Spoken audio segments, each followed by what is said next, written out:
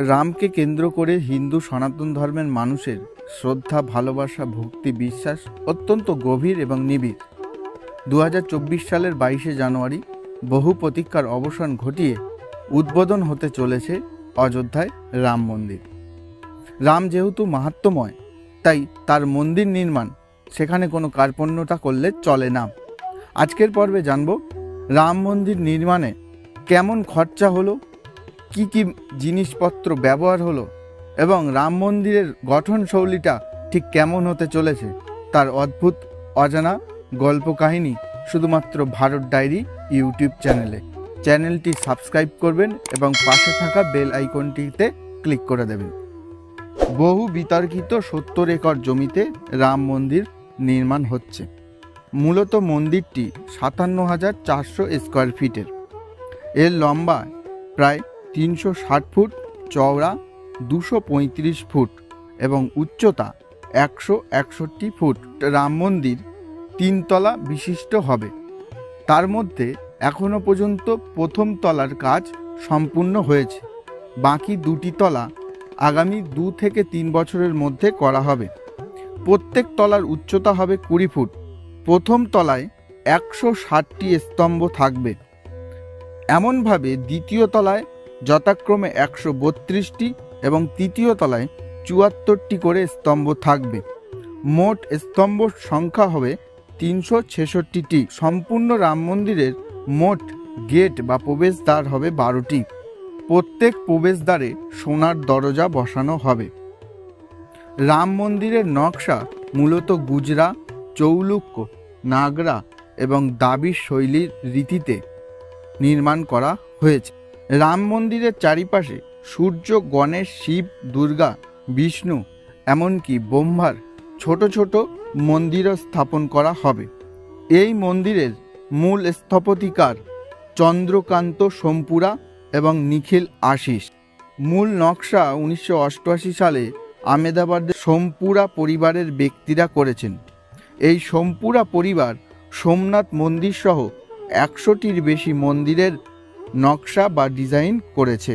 প্রায় 15টি প্রজন্ম জুড়ে এই সোমপুরা পরিবার ভারতীয় মন্দির শৈলীর নকশা তারা করে আসছে।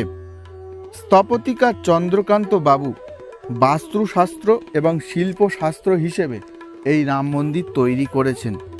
2019 সালের কুম্ভমেলায় রাম মন্দিরের প্রস্তাবিত নকশা সকলের সামনে আনা হয়। গর্ভগৃহ এবং প্রবেশের মাঝখানে মোট 5টি মণ্ডপ থাকবে। কুডু, নৃত্য, রং, কীর্তন, প্রার্থনা এই 5 ধরনের কর্মকলাপ এই মন্দিরগুলোতে করা হবে।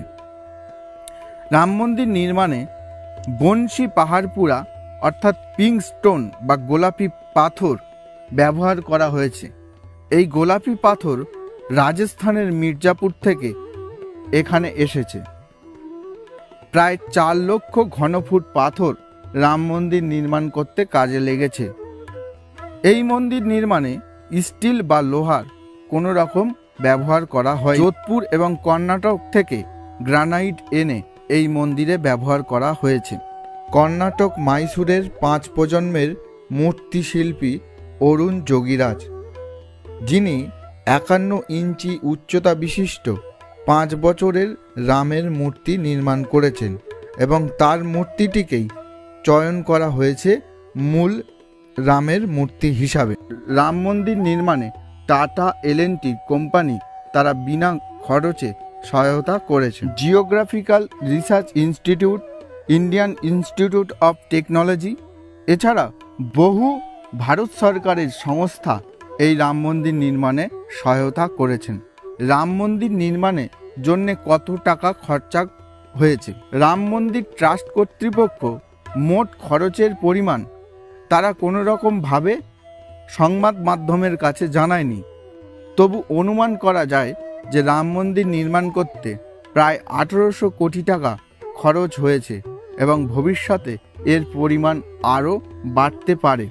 এখানে কোনো রকম রাজ্য সরকার বা কেন্দ্র সরকারের সহযোগিতা ছাড়া মূলত অনুদানের ভিত্তিতে প্রাপ্ত অর্থ দিয়েই রাম মন্দির নির্মাণ করা হয়েছে।